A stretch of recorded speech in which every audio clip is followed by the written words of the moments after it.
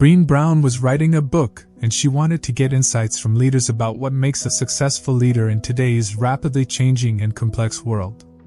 Most of the leaders she talked to had the same answer. We need leaders who are braver and cultures that encourage courage. When she asked these leaders to explain what bravery and courageous leadership looks like, they said it's just something you either have or don't have. They also brought up some common behaviors and cultural norms that damage trust and courage. One of these behaviors is avoiding tough conversations and giving honest feedback. Some leaders blamed it on a lack of courage, others on a lack of skills, but more than half said it's because of a cultural norm of being nice and polite that stops people from having these important conversations. This lack of clarity can lead to a decrease in trust and engagement, and encourages passive-aggressive behavior like gossiping behind people's backs. Although this may seem like a cultural problem in many organizations, it's actually due to deeper human fears and insecurities. Brené Brown and her team made a great discovery while researching for their book. Courage isn't just something you have or don't have, it's actually a set of 4 skills that can be taught, observed, and measured. These skills are handling vulnerability, standing up for our values, building trust, and bouncing back. In the book, Dare to Lead, you'll learn about the key skills needed to become a courageous leader. You'll get access to the tools, practices, and behaviors that will help you develop these skills and make them a part of your leadership style. By the end of the book, you'll have everything you need to become the bravest leader you can be. Chapter 1. Lean into vulnerability. Brené Brown has spent the past 2 decades studying vulnerability. According to her, vulnerability isn't about winning or losing, it's about having the courage to show up even when you can't control the outcome. But what exactly is vulnerability? It's going on a first date after a divorce, discussing race with your team, trying for a baby after a miscarriage, starting a business, sending a child off to college, apologizing to a colleague, receiving feedback, getting fired, or firing someone. Vulnerable experiences can be tough and make us feel scared, anxious, and uncertain. Despite all this, there are still many misconceptions about vulnerability, the biggest one being that it's a weakness. When Brené asked a group of brave soldiers about acts of courage they've witnessed or experienced that didn't require vulnerability, not one could think of any. This shows that vulnerability actually requires courage, not weakness. You know, vulnerability isn't just about being brave. It's about feeling all emotions. Feeling is being vulnerable, so if you think being vulnerable is being weak, then you think feeling is weak too. But the truth is, we're all emotional beings, and it's vulnerability that gives birth to emotions like love, joy, and belonging. Without vulnerability, there's no creativity or innovation. It's tough to come up with ideas and put yourself out there, but that's what makes the dreamers, thinkers, and creators the magic people of the world. And let's not forget, daring leadership is built on the foundation of skills like changing, having hard conversations, giving tough feedback, and resilience, all of which come from vulnerability. Chapter 2. Daring leaders provide tough, honest feedback. So, Brené Brown had a team meeting early on in her company's history. She wasn't feeling great about the meeting because she thought her team was gonna tell her everything she was doing wrong. But then her CFO Charles started talking and he was like, "We need to have a real talk about how we're working together." Brené was shocked, but she listened as Charles told her she wasn't great at timing things and she was setting unrealistic deadlines that were wearing out her employees. It was tough to hear the criticism, but Brené was grateful for the feedback. You see, it's actually kinder to be clear and straightforward, rather than giving half-truths or sugarcoating things just to make someone feel better. It's not kind to beat around the bush, hold someone accountable without telling them what you expect, or blame them for not meeting expectations without clear communication. For example, Brené's team felt frustrated and defeated because she kept presenting ideas and timelines that were just not realistic, and then she would act like they were ruining her dreams when they tried to be honest about the timeline and cost. It's much kinder to be clear and honest from the start. Brown learned a valuable lesson early on in her career as a leader. Either spend time addressing fears and feelings or waste a lot of time trying to manage ineffective behavior. Sometimes, you may find yourself constantly addressing the same issue with an employee. You might think they're difficult or testing you, but the truth is you haven't had a deep enough conversation. Brown suggests just stopping talking and listening instead. Listen without thinking of a response or trying to make them get to the point faster. Don't take responsibility for their emotions either. People can feel angry, sad, surprised, or elated, but there must be boundaries. For example, anger is okay, but yelling is not. Frustration is okay, but interrupting and rolling your eyes is not. Different emotions and opinions are fine, but passive-aggressive comments are not. And if a meeting becomes unproductive, call a timeout and give everyone a break. Chapter 3. Core values act as a North Star and guide you through life's decisions. The workplace can be tough and overwhelming sometimes, with all the noise, distractions, and skeptics. It's easy to get caught up in it all and forget why we started in the first place. We can start to listen to other people's opinions instead of our own, and we can forget what's truly important to us. But those things that are important to us, our values, are what drive us to step into the workplace arena in the first place. So when things get tough and we're feeling down, it's important to remember our values and what inspired us to be there. For daring leaders, their values are like a guiding star that helps them find their way, even in the darkest moments. They live their values and make sure that their actions, words, thoughts, and behaviors align with them. That way, they stay true to themselves, even when things aren't going as planned. Have you ever thought about what leads you into the arena? It's often our values, our beliefs, that drive us to do something bold and uncomfortable. But when things don't go as planned and the noise and distractions become overwhelming, it's easy to forget why we started in the first place. That's why it's crucial to have a North Star, values that guide you even in the toughest times. So, what's your North Star? It's important to identify and name your values, both personal and professional.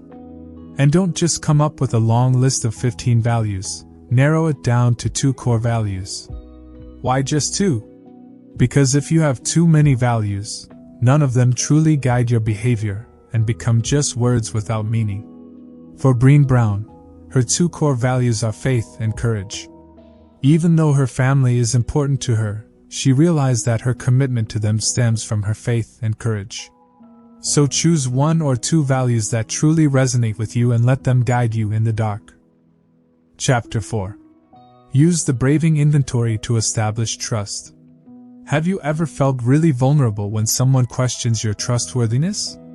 It's like we instantly put up our defenses, protect ourselves, and shut down emotionally. When we're in this state, it's tough to listen or process anything being said because our brain has gone into survival mode. And while most of us believe we're trustworthy, the reality is we only trust a few co-workers. So, what gives? Well, Charles Feltman defines trust as taking a risk by making something valuable to you vulnerable to someone else's actions. On the flip side, distrust means deciding that what's important to me is not safe with this person in this situation, or any situation. With these definitions, it's clear why trust can be such a trigger for us. It's not an easy topic to discuss, but it's crucial for any team or organization to uphold. Before we can start building trust within our workplace, we need to have a clear understanding of what trust actually means. To help understand the concept of trust, Brené Brown has created an acronym called BRAVING, which stands for the 7 behaviors that foster trust and can be used as a tool to assess strengths and weaknesses in a working relationship. Starting with the letter B, boundaries mean respecting each other's limits and clarifying what is and is not acceptable. Saying no is also a crucial aspect of setting boundaries. The letter R represents reliability, which requires being aware of one's abilities and limitations, so as not to make promises that can't be kept, and to fulfill commitments. Accountability, represented by the letter A, involves acknowledging one's mistakes, apologizing, and making amends. The letter V stands for vault, referring to the need to protect sensitive information and experiences that have been shared with you. Confidences should be kept, which means avoiding sharing information that is confidential. Integrity, represented by the letter I, involves making difficult decisions based on values rather than comfort, convenience, or ease. It requires choosing what is right over what is fun, fast, or easy. The letter N represents non-judgment, which means being able to communicate without being criticized or judged. This creates a safe environment where people can express their needs and feelings. Finally, the letter G stands for generosity, which means interpreting the words, actions, and intentions of others in the best light possible. By incorporating the braving behaviors, one can become a leader who is not only courageous but also trustworthy. Chapter 5. Learn how to fail. Leadership is a critical aspect of any organization, and it requires courage and a willingness to take risks. However, it's equally important to prepare for the potential setbacks and failures that come with taking bold steps. This is where resilience comes into play, and research by Brené Brown has shown that the timing of teaching resilience skills is crucial for developing daring and courageous leaders. Traditionally, leaders and executive coaches have tried to teach resilience after a setback or failure has occurred, similar to teaching skydivers how to land after hitting the ground. However, Brown's research has revealed that teaching resilience skills upfront is essential for building brave and daring leaders. By doing so, leaders will be better prepared to get back up after a fall and be more willing to take courageous risks. Companies that fail to teach resilience skills in their organizations are essentially deterring their employees from becoming brave leaders. This is particularly important in today's world, where millennials make up 35% of the American labor force, and they have a different approach to communication and confrontation. Millennials often rely on technology to have tough conversations, which is why Brown's company places a priority on teaching resilience and failing skills immediately. Almost every millennial who goes through the Daring Leadership program reports a lack of understanding of how to have hard conversations, handle emotions, and talk openly about failure. When faced with face-to-face conversations, they often find them awkward and intense due to their reliance on technology. It's the company's responsibility to normalize failure, broaden perspectives, and foster bravery among its employees. This can only be achieved by teaching resilience and failing skills upfront, rather than after a setback or failure has occurred. In conclusion, teaching resilience skills upfront is crucial for developing daring and courageous leaders. By doing so, leaders will be better prepared to handle setbacks and failures, and companies can foster bravery and resilience among their employees. The role of the company is to provide a safe environment where employees can learn and grow, and this includes teaching resilience and failing skills as soon as possible. Chapter 6. The myth of perfectionism prevents us from learning to rise. From early on, we have a tendency to shy away from feelings of hurt and disappointment. To avoid these feelings, we adopt behaviors that help us to form a barrier around us to shield ourselves from the uncertain world. However, if we aim to become daring and courageous leaders, we need to be vulnerable and dismantle these walls. This means recognizing our own thoughts and behaviors that serve as defense mechanisms and identifying behaviors that may be causing us harm without our knowledge. In the first chapter, we looked at the misconceptions about vulnerability. Now, it's time to delve into the false beliefs surrounding perfectionism. One of the major misconceptions about perfectionism is that it is about striving for excellence. In reality, perfectionism is not about healthy pursuit of growth and achievement, but rather a means of self-defense. It is not about self-improvement, but rather a means of seeking approval. Most perfectionists were raised with the belief that praise for accomplishments, such as grades, manners, pleasing others, and athletic skills, is a sign of success. However, over time, they adopt a dangerous belief. I am what I achieve and how well I do it. On the other hand, healthy striving for excellence is when one focuses on self-improvement and asks questions like, how can I improve?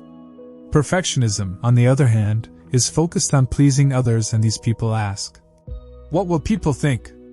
Research shows that perfectionism is linked to depression, anxiety, addiction, and missed opportunities due to life paralysis. The fear of failure, making mistakes, not meeting expectations, and even criticism keeps these individuals out of the arena where healthy competition and growth take place. Perfectionism is a self-destructive and addictive belief system.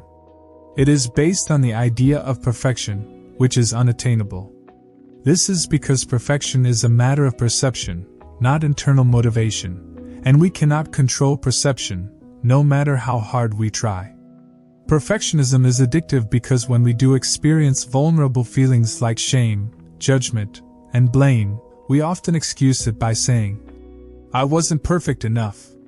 Instead of questioning the flawed logic of perfectionism, we become more entrenched in our quest to be perfect, leading to a self-destructive cycle. A daring leader, on the other hand, sheds the armor of perfectionism and recognizes that failure and mistakes are inevitable. By accepting this, they develop the courage required to become a successful and daring leader. Chapter 7. Final summary. Leadership in today's world seems to be losing its bravery and originality, and this is a cause of concern for Brené Brown. In her view, there is a need for a radical transformation in the way we lead and live our lives. In order to become a better leader in person, Brown encourages us to embrace vulnerability and bravery by taking off our armor, embracing our values, opening our hearts to trust, and learning to rise even when faced with challenges. She believes that the act of becoming courageous is a form of rebellion because it requires us to break away from the traditional and conventional ideas of leadership and embrace authenticity, vulnerability, and courage as the key components of effective leadership. Brené Brown's approach to leadership is a departure from the conventional wisdom that leaders should be unemotional, calculated, and unyielding. Instead, she argues that leaders should be willing to be vulnerable, open, and authentic in order to achieve true success. In this sense, leadership is not just about being in control and making decisions, but it also involves being open to the influence of others, embracing your emotions, and taking the time to reflect on your experiences and values.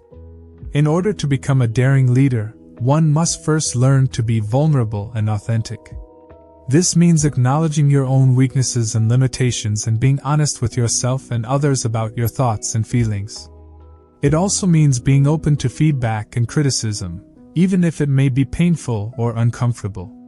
Vulnerability is a necessary step towards growth and self-awareness, and it is a key component of effective leadership. The second step in becoming a daring leader is to embrace courage. Courage means being willing to take risks and make decisions even when you are uncertain or afraid. It means standing up for your values and beliefs, even when they may be unpopular or unpopular. Courage requires a deep level of self-awareness and the ability to stay grounded in your values and beliefs, even in the face of adversity. Finally, becoming a daring leader requires embracing trust. Trust means being willing to open your heart and connect with others, even when it is difficult or uncomfortable.